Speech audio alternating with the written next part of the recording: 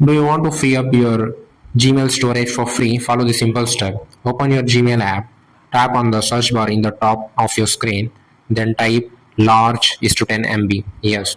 So it will show you all the files which is greater than 10 MB and eating your storage space. Now check and select all the files which you no longer need. Then tap on the dustbin icon in the top of your screen, and it will basically delete all your large files from your email. And again, come back to your home screen in the Gmail, and delete the unnecessary emails which you are consistently receiving from an account or a person. For example, I have been receiving unnecessary emails from LinkedIn, so I type LinkedIn here. I've got all the emails from the LinkedIn. I select all and delete it again.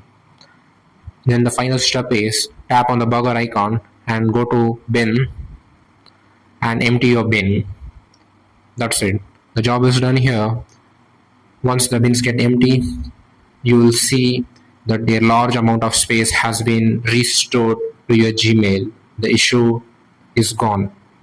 If you have liked this video, please share and subscribe to our channel. Thank you.